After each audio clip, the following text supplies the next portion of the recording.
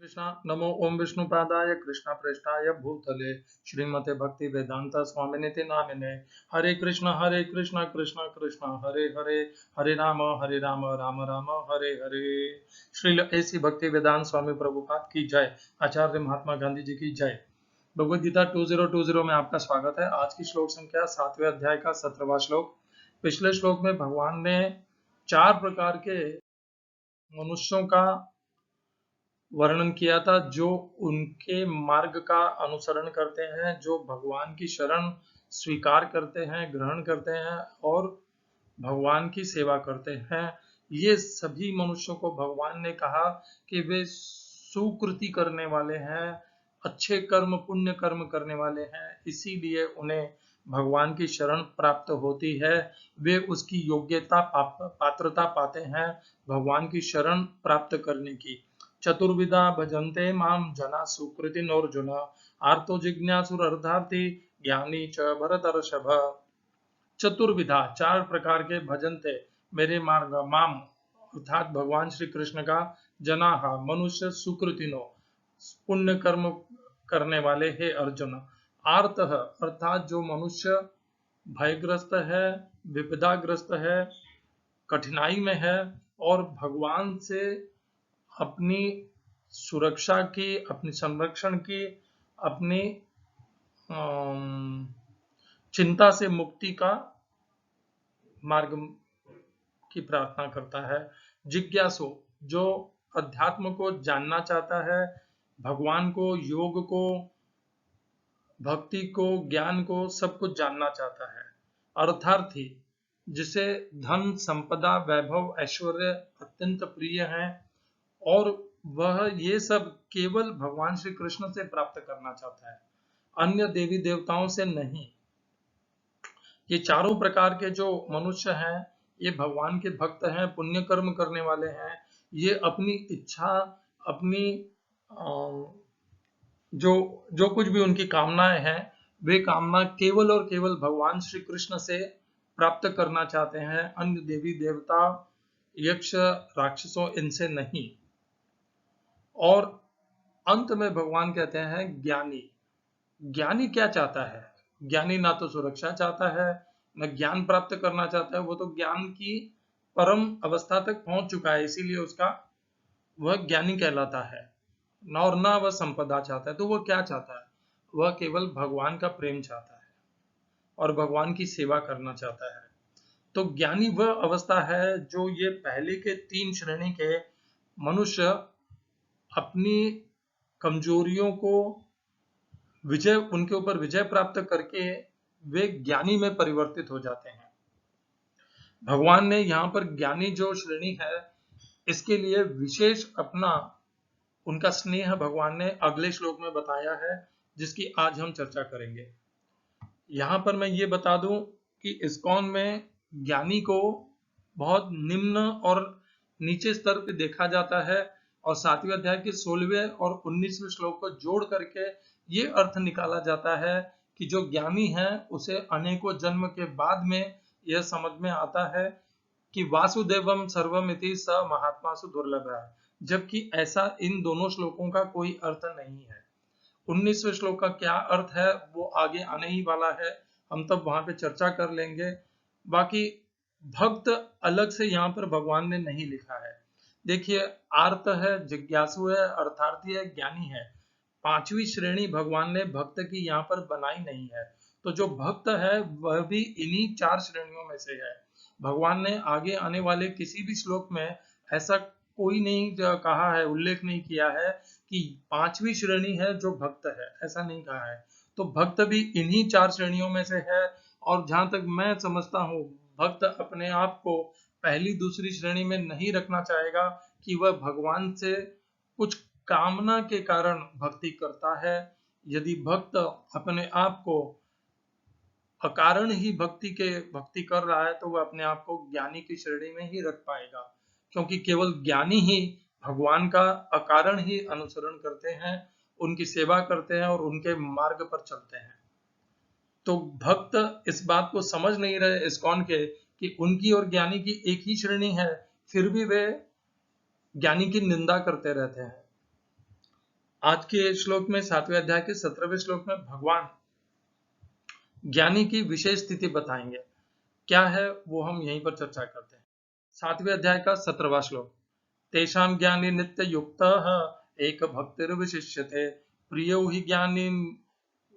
हि ज्ञानी नो अत्यर्थम अहम स च मम प्रियः।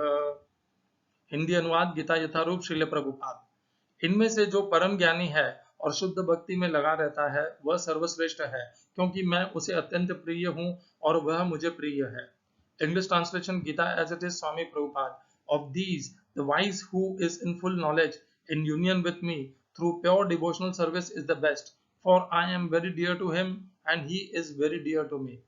इस श्लोक का में प्रयोग किए गए संस्कृत शब्दों के अर्थ हैं तेषाम, उनमें से ज्ञानी, ज्ञानवान, नित्य युक्त है, सदैव जो युक्त है अर्थात भगवान से योग के संबंध में जुड़ा हुआ है। तत्पर शब्द नहीं है वहां पर।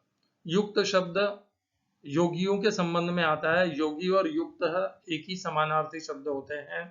नित्य युक्त अर्थात जो नित्य भगवान के साथ संबंध में जुड़ा हुआ है। एक भक्ति, एकमात्र भक्ति ही, भक्ति में विशिष्टते, विशिष्ट है। दूसरी पंक्ति प्रियो ही, प्रियो प्रिय, अतिशय प्रिय है, ही निश्चय ही, ज्ञानिनः वह ज्ञानी, ज्ञानवान का, अत्यर्थम अत्यधिक, अहम मैं, सह वह, च भी, मम मेरा, प्रिय प्रिय है। इस श्लोक का तात्पर्य गीता यथारूप स्वामी प्रभुपाद द्वारा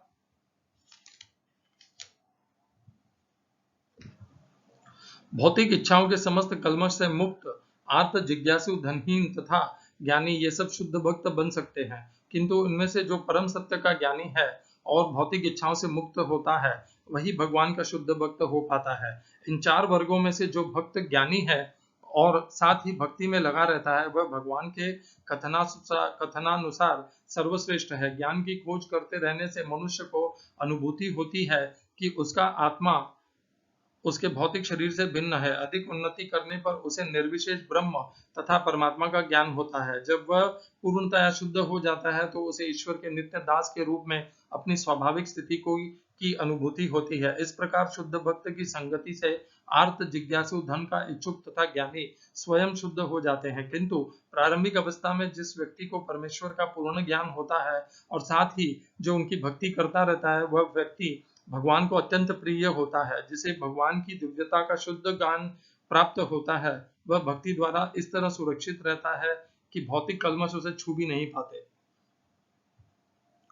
ओम अज्ञानतिमिरन्धस्य ज्ञानाञ्जनशलाकया चक्षुरुन्मिलितं येन तस्मै श्री गुरुवे नमः।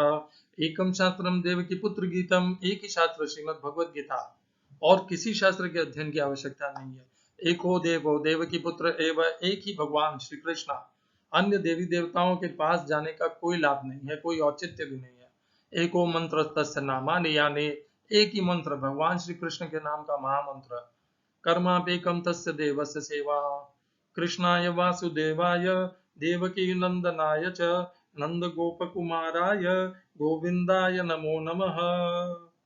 हरे कृष्णा। तेषाम उनमें से, किसमें से, जो पिछले श्लोक में भगवान ने चतुर्विधा, चार प्रकार के मनुष्यों का वर्णन किया, आर्तः, जिज्ञासु, अर्थार्थी और ज्ञानी।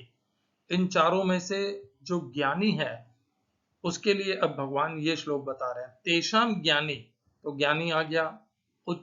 जो चौथी श्रेणी थी पिछले श्लोक की वह यहाँ पर उसका विशेष वर्णन भगवान विस्तार से कह रहे हैं। तेषाम ज्ञानी नित्य युक्त है। ज्ञानी की पहली पहचान है वह नित्य युक्त रहता है, भगवान से सदैव उसका संबंध बना रहता है। तो ज्ञानी का कैसे स्वभाव रहता है कि वह भले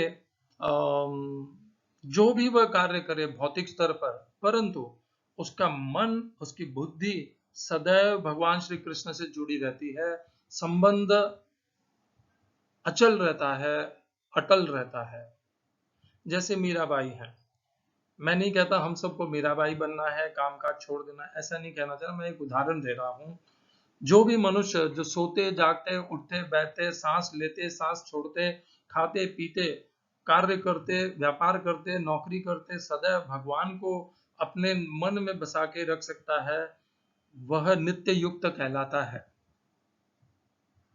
नित्य युक्त वह नहीं है जिसने गेरुआ वस्त्र धारण कर लिया, जिसने कंठी माला धारण कर ली, तिलक लगा लिया, जिसने जो नित्य वृंदावन में धाम में वास करता है, जो चारों तरफ केवल वैष्णव धर्म का ऐसे नहीं होता है। नित्य युक्त वह है जो सदैव भगवान को कार्य करते हुए भी भगवान का कभी भी उसका संबंध, भगवान से उसकी दृष्टि हटती नहीं है, भगवान उसके मन से हटते नहीं है, उसके मन में और कोई कामना है ही नहीं भगवान की भक्ति, भगवान के अलावा। तो जब इस प्रकार उसका भाव हो जाता है तो उसके मन में ना तो धन के प्रति, जैसे पिछले श्लोक में जो 4 श्रेणियां बताई थी, आर्तः, ना तो उसके मन में कोई डर का स्थान है क्योंकि वह स्वयं भगवान से जुड़ा हुआ है। जिज्ञासु, अब उसे और कुछ जानना श्रेष्ठ रह नहीं गया क्योंकि भगवान को जब जान लिया तो उसके अन्य अब और कुछ जानना शेष नहीं है। यही भगवान ने 7वें अध्याय के दूसरे श्लोक में भी कहा है,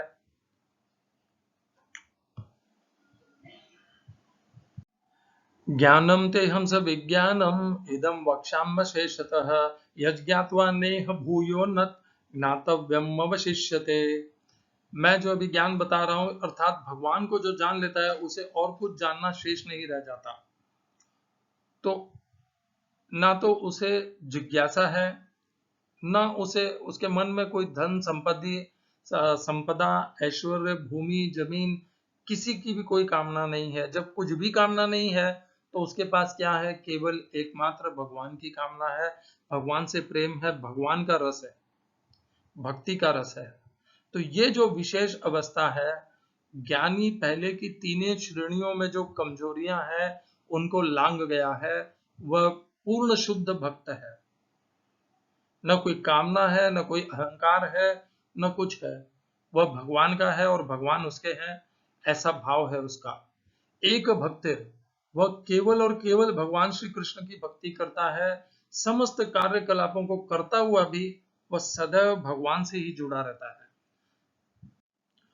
तीसरे अध्याय का 18वां श्लोक मुझे स्मरण होता है जिसमें भगवान कहते हैं, नैव तस्य कृते नार्थः न कृते नेह कश्चन न चास्य सर्वभूतेषु कश्चिद अर्थ व्यपाश्रयः। अर्थात नैव तस्य कृतेन अर्थः, उसका कोई भी कार्य करने में कोई प्रयोजन नहीं होता है। हिंदी अनुवाद पढ़ रहा हूं प्रभुपाद का। स्वरूप सिद्ध व्यक्ति के लिए न तो अपने नियत कर्मों को करने की आवश्यकता रह जाती है, न ऐसा कर्म न करने का कोई कारण ही रहता है। उसे किसी अन्य जीव पर निर्भर रहने की आवश्यकता भी नहीं है, आवश्यकता नहीं कहना चाहिए। न चास्य सर्वभूतेषु कश्चिद अर्थ व्यापार, न वह कभी किसी भी जीव के प्रति निर्भर होता है या उसे कोई इच्छा होती है किसी जीव से कि मैं इस जीव से यह प्राप्त कर लो। नैव तस्य कृते नार्थ, ना तो उसका कर्म करने के पीछे कोई प्रयोजन होता है, न कर्म न करने के पीछे कोई प्रयोजन होता है, और उसे किसी भी इस भौतिक संसार में और कुछ प्राप्त करना नहीं रह जाता। ज्ञानी की ऐसी ही अवस्था होती है, उसे कुछ भी नहीं पाना है, न तो संरक्षण पाना है, न ज्ञान पाना है, न धन संपदा, ऐश्वर्य, प्रतिष्ठा, पद, कुछ नहीं पाना है। उसे तो केवल भगवान चाहिए। ये जो एक भक्ति का लक्ष्य, पहचान है, उसके जो चिन्ह है, ये जो व्यवहार है, यही उसे ज्ञानी बनाते हैं। सोचिए, यहाँ पर ज्ञानी के साथ में भक्ति भगवान ने जोड़ दी है। केवल ज्ञानी नहीं है वह केवल शास्त्रों का पठन करने वाला विद्वान ब्राह्मण नहीं है। यहाँ पर भगवान जिस ज्ञानी की बात कर रहे हैं वह भक्ति में पूर्णतया संपन्न है, पूर्ण शुद्ध भक्ति में प्रतिष्ठित है। भगवान ने कहा है, नित्य युक्त है, एक भक्तिर विशिष्ट, वो केवल और केवल मेरी भक्ति में, एक मेरी भक्ति में लगा हुआ है।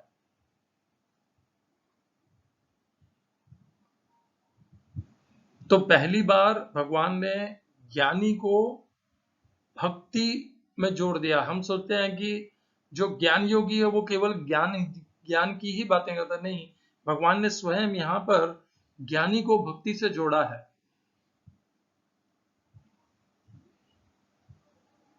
तो ज्ञान योग को कभी भी ऐसा मत समझिए कि जो ज्ञान योगी है वह आधे में ही रह जाएगा, ऐसा कुछ नहीं होगा।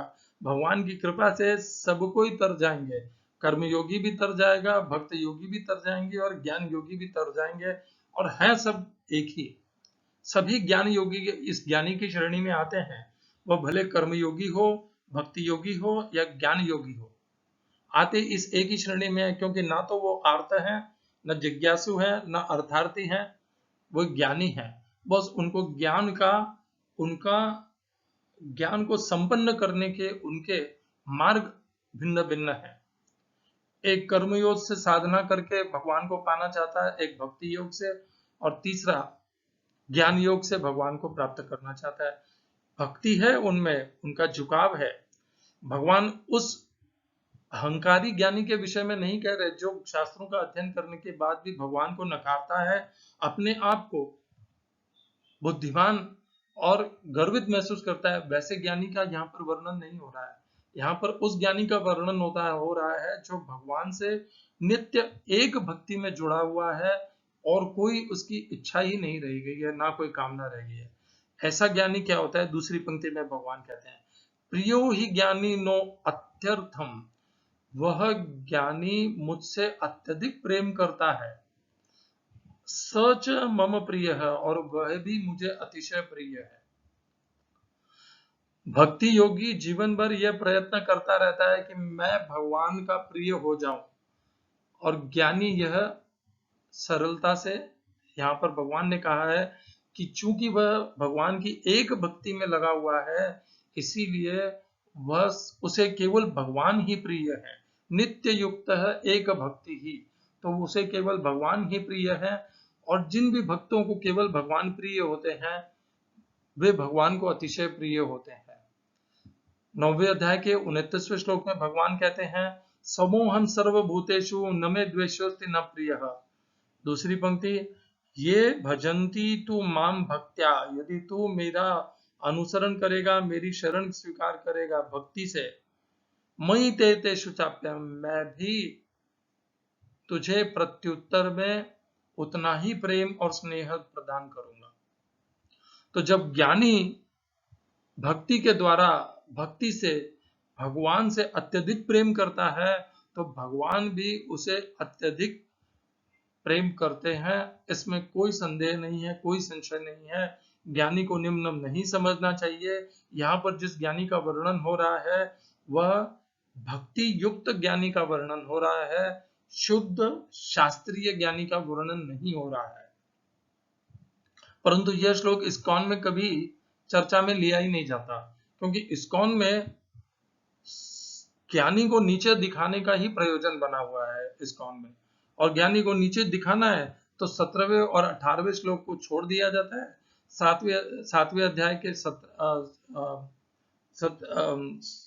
16वें और 19वें श्लोक को जोड़ दिया जाता है, कि विशेष करके 19वें श्लोक का आधार लिया जाता है कि देखो, बहु नाम, अनेकों जन्म तक प्रयत्न करने के बाद ही उस ज्ञानी को वह महात्मा में परिवर्तित होता है।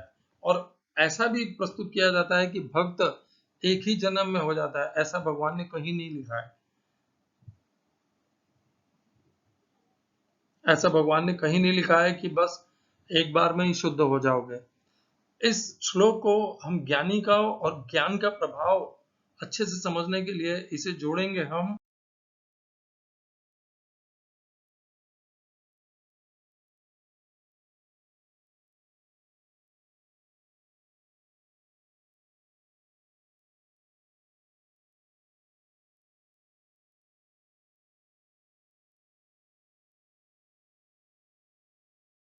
तो हम इसे जोड़ रहे हैं तीसरे अध्याय के 38वें श्लोक से।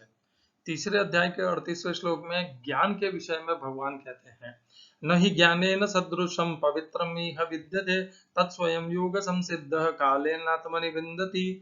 तो भगवान कहते हैं ज्ञान से ज्यादा पवित्र इस पूरे संसार में और कुछ नहीं है, और ज्ञान से ज्यादा पवित्र करने वाला भी इस संसार में और कुछ नहीं है। ज्ञान की इतनी महत्वता और महानता भगवान ने बताई है।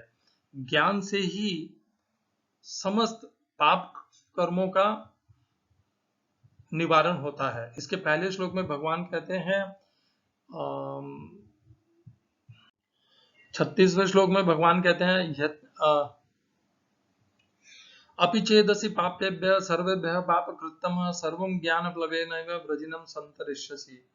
यदि पापियों से भी कोई अति पापी भी कोई है मनुष्य, तो वह उस पाप के सागर से पार कर जाएगा यदि वह ज्ञान की नौका में स्थिर हो जाएगा। तो ज्ञान प्राप्ति के लिए इच्छुक रहिए, ज्ञान के पिपासु रहिए, ऐसा ज्ञान जो आपके समस्त पापों का नाश कर सके, जो आध्यात्मिक ज्ञान हो, भगवान श्री कृष्ण के विषय का ज्ञान हो, गीता का ज्ञान हो। केवल वही ज्ञान है, बाकी सब अज्ञान है। आगे 13वें श्लोक अध्याय में भगवान कहते हैं, भगवत गीता और भगवान का जो ज्ञान है, अध्यात्म का जो ज्ञान है, यही ज्ञान है और बाकी सब व्यर्थ है, बाकी सब अज्ञान है। तो ज्ञान तो वही कहलाएगा और उसी ज्ञान की नौका में बैठने से ये पाप का सागर पार होगा, अन्यथा ये पाप की गठरी को हम ढोते रहेंगे और ये गठरी हमारी हल्की होगी नहीं।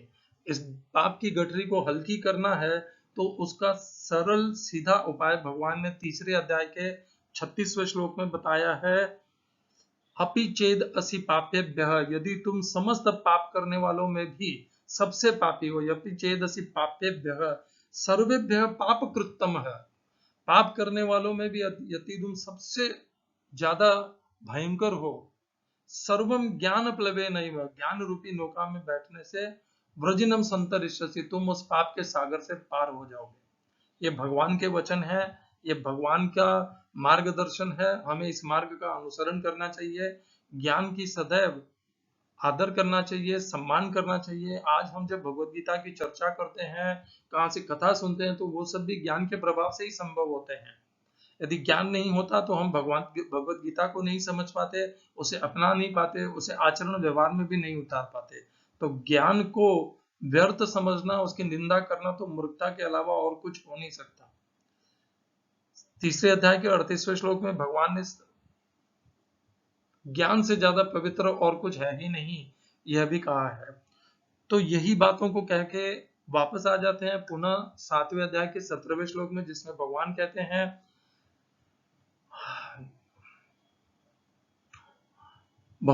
हैं, तेषाम ज्ञानी नित्य युक्त एक भक्तिर विशिष्यते।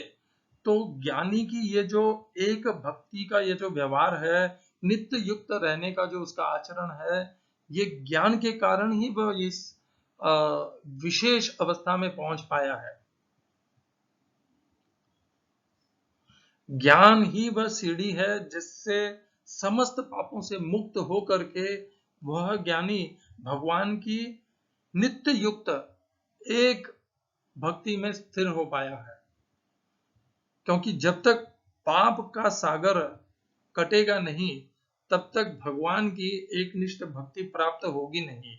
और पाप के सागर को पार करने का सबसे सर्वाधिक उत्तम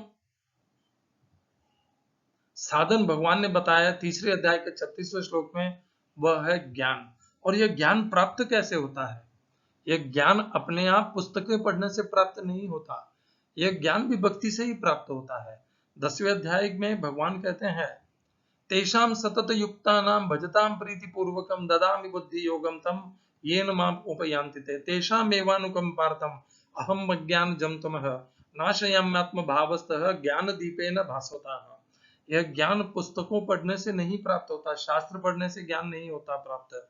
ज्ञान प्राप्त होता है भगवान की कृपा से, भगवान की एक भक्ति में स्थिर रहने से, भगवान का नाम जपने से, भगवान की सेवा करने से, अपने स्वधर्म का पालन करने से, योग में स्थिर रहने से, मन बुद्धि इंद्रियों को नियंत्रित करने से, अनेकों आचरण को संपन्न करने से, पूर्ण शुद्धता पवित्रता योग्यता प्राप्त करने से भगवान की कृपा होती है।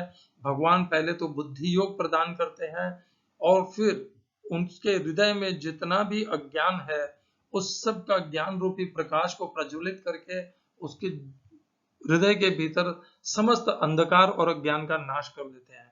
ये है ज्ञान को प्राप्त करने की विधि। ज्ञान को प्राप्त करने के लिए केवल पुस्तक और शास्त्र केवल वही आधार नहीं है। ज्ञान को प्राप्त करने का मार्ग है पुस्तक, भगवत गीता और भगवान श्री कृष्ण। भगवत गीता शास्त्र है, एकम शास्त्रम देवकी पुत्र गीतम, और भगवान श्री कृष्ण भगवान है, और क्या कहूं मैं, वही भगवान है। एको देवो देवकी पुत्र एव, और कोई आवश्यकता नहीं है, बस भगवत गीता का ज्ञान, भगवान की कृपा, ये दो मिल गए तो समस्त पापों के सागर से हम पार कर जाएंगे। और इस ज्ञानी की ये जो विशेष अवस्था है, नित्य युक्त एक भक्ति में, उसमें स्थिर हो जाएंगे और कल्याण हो जाएगा। हरे कृष्णा। श्रील एसी भक्ति वेदांत स्वामी प्रभुपाद की जय। आचार्य महात्मा गांधी जी की जय।